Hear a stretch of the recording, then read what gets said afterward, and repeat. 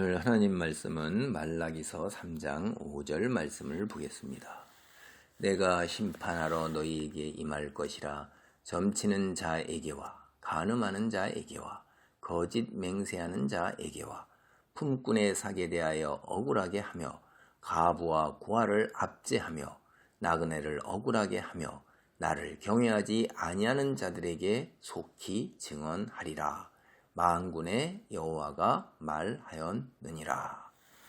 3장 5절에 보면 이제 만군의 여호와가 말하였느니라, 이런 것은 이제 하나님의 말씀이라는 것을 확증하기 위해서 선포할 때 하나님의 말씀이다라는 것을 이렇게 선포하는 하나의 이 공식적인 상투적인 말투입니다. 여러분, 오늘 3장 5절을 보면 이제 사회의 부조리에 대한 이야기들이 나오고 있죠. 점, 간음, 거짓, 그 다음에 억울, 품꾼의 사기에 대해서, 그 다음에 압제, 이런 것 같은 것들이 사회의 부조리예요. 여러분, 이게 사회의 부조리를 왜 여기서 이야기를 할까요? 그게 인간의 흔한 죄악 중에 죄악이라 이 말이에요. 그 인간의 죄악을 이제 얘기하는 거예요. 여러분, 2장 17절 같은 때도 이미 보면 뭐라고 돼 있어요?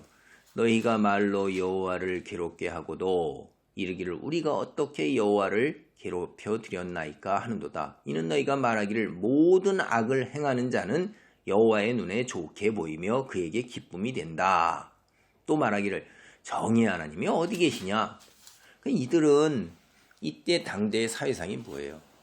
하나님이 어디 계시냐는 거예요. 하나님은 안 계신다. 그러니까 어째요? 내 소견에 좋은 대로, 내 소견에 좋은 것은 뭐예요? 자기의 육체의 이익과 편안함과 자기의 탐욕을 채우는 거예요. 수단 방법을 가리지 않냐고 채우는 것입니다. 도덕 윤리가 거기에는 존재하지가 않는 거예요. 그래서 이게 2장 17절을 구체적으로 설명을 하고 있는 것입니다. 그 다음에 이제 우리가 모세 언약에 있어서 보면 하나님이 10계명을 우리가 주셨죠.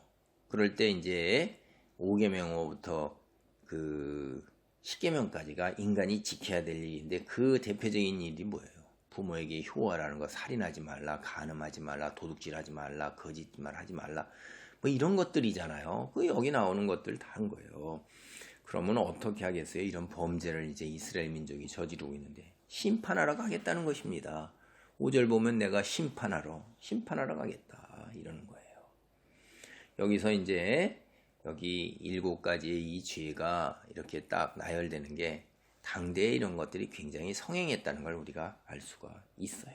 하나님의 모세 언약, 하나님의 말씀, 규례를 준수하지 아니하고 어떻게 해요? 악을 행하는 게 기쁘게 보인다. 하나님 신이 기쁘게 보이니까 자기를 하는데 어떻게 하겠어요?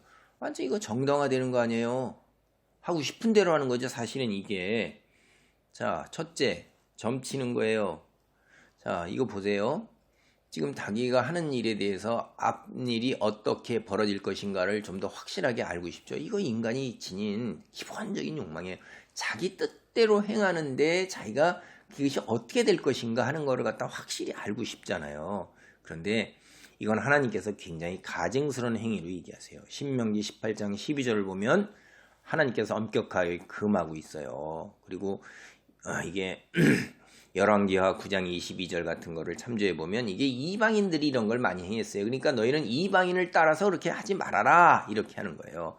그런데 이 점치는 게, 여러분, 사울이 어떻게 했어요? 무당 찾아가죠.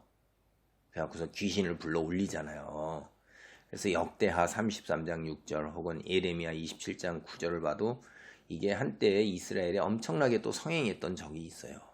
그런데 율법 출애굽기 22장 18절을 보면 점치는 자 사형에 처할 거를 분명하게 얘기하고 있는 거예요. 두 번째는 간음이에요. 여러분, 이거는 제가 앞서 말씀드린 10계명에 간음하지 말라고 분명하게 얘기하고 있어요. 출애굽기 20장 14절과 신명기 5장 18절을 보시면 알 수가 있어요. 이거는 하나님의 말씀을 따르지 않는 거니까 하나님과의 언약이 무효하게 되는 거예요. 여러분, 그러면 이게 고대 근동 문화에서 간음이 굉장히 자유로웠을 거라고 생각하시나요? 그렇지 않습니다. 이게 학자들의 연구에 의하면 고대 근동 문화에서도 이 간음이라는 것은 대단히 큰 죄로 알려져 있습니다.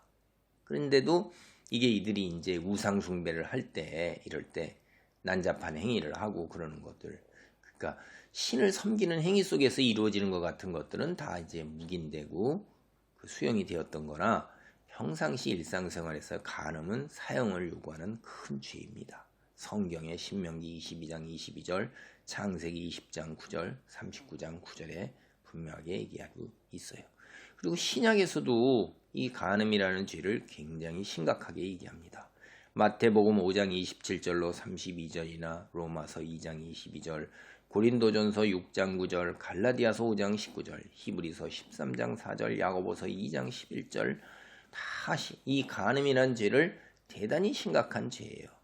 왜냐하면 이거는 배우자 사이에 신뢰관계를 깨트리고 가정을 파탄으로 몰고 가며 이후에 태어나는 자식들이 이로 인한 그 어려운 그 짐을 평생 동안 지고 가야 되는 거예요. 고통 속에서. 이게 순간의 그때의 쾌락이 죽을 때까지의 평생의 큰 갈등과 엄청난 고난을 가져오게 만드는 거예요. 세 번째, 거짓이에요. 특별히 거짓 증언을 얘기한 겁니다. 성경에서도 십계명은 거짓 증언을 갖다가 가증스러운 일로 이야기해요. 예레미야서 7장 9절로 12절을 한번 보세요. 하나님의 이름을 빌려서 행하는 특별한 거짓말, 이거는 더한 거예요. 거짓 증언이기 때문에 내가 맹세하건대 내가 하나님의 이름을 빌어서 하면서 이렇게 거짓 증언을 하는 행위들이 얼마나 많습니까? 우리가 성경을 보면 거짓으로 증언하는 자를 세워서 이세벨이 포도원을 빼앗는 것 봐요.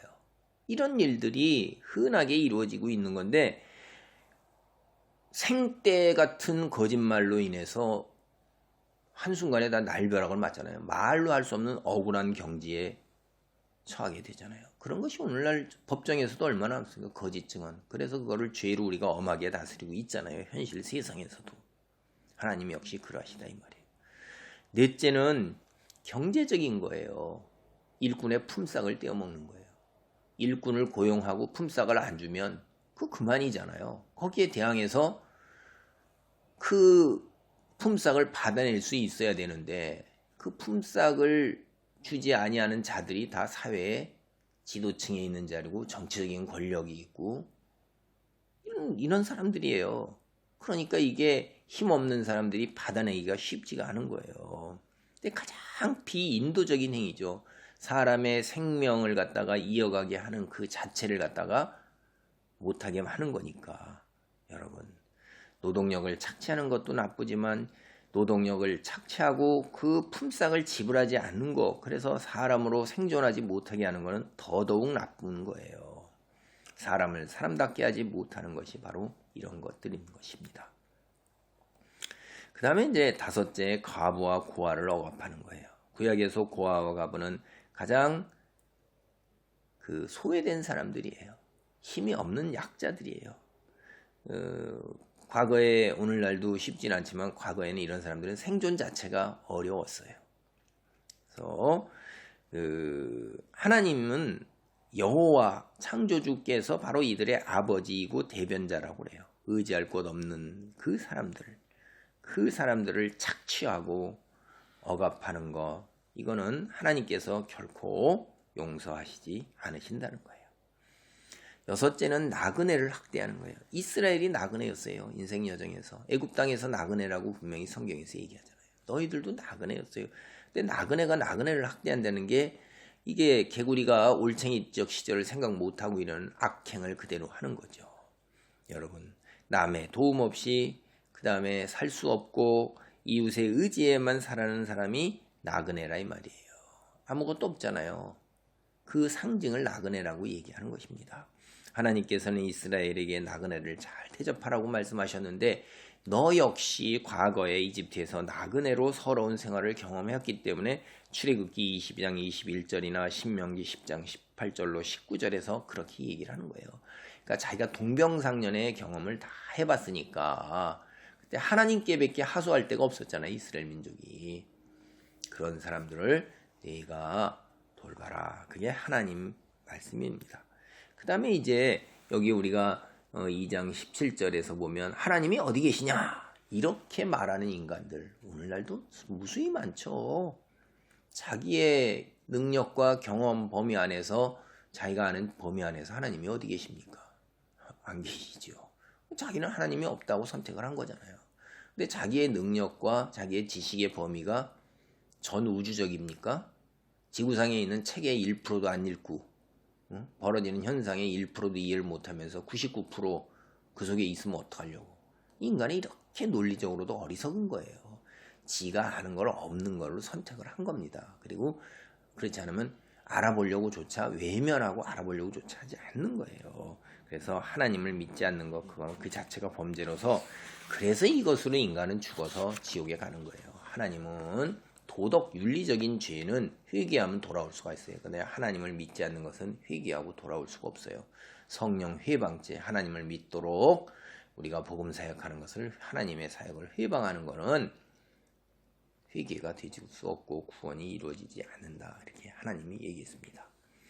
여러분, 하나님을 경외하는 것, 이것은 우리가 겸손 속에서 내 소견대로 하지 않는 것이 하나님을 경외하는 거지, 하나님을 무섭고 두려워해서 벌벌벌 떨어 이런 걸 경외라고 생각하지 않는단 말이에요. 우리가 자연경관을 딱 봤을 때 경외감이 일어나잖아요. 그 신비와 두려움과 그 다음에 감탄이 함께 일어난단 말이에요. 이런 거지, 자연을 보고 두려워가지고 우리가 동굴 속에 숨고 두 눈을 가리고 벌벌벌 떨고 이러는 거, 그게 경외가 아니잖아요. 그래서 하나님의 말씀을 어길 때, 지키지 않을 때, 하나님을 믿지 않을 때 여러분에게 임하는 심판과 징계, 그거 두려워해야 되는 거예요. 그게 경외 속에 포함되어 있는 것입니다. 자기의 종말의 때에 있을 지옥의 불심판, 영생 속에서 지옥의 불심판을 두려워하지 않기 때문에 무모하게 살고 담대하게 살면서 하나님이 어디에 있느냐? 내 주먹이다, 내 돈이다, 내 능력이다, 내 하고 싶은 대로 마음껏 하고 산다. 거짓말을 해서라도, 압제를 해서라도, 수탈을 해서라도 내 것을 갖다가 마음껏 늘려나가고 내 왕국을 쌓고 그것으로 내 쾌락을 추구하는데 간음까지도 서슴지 않는 자, 이런 사람들이 하나님을 두려워하지 않는 것입니다. 그래서 하나님을 두려워하는 사람은 하나님께 속하였고, 하나님을 두려워하지 않는 사람은 하나님께 속하지 않은 것입니다. 예레미야서 32장 39절을 보면 그렇게 얘기합니다. 그래서 우리 보고 하나님을 두려워하는 것이, 여호와를 경외하는 것이, 존경과 공경과 두려움이 같이 있는 것이 신자의 기본적인 믿음의 태도입니다. 축복을 누리시기 바랍니다. 아멘.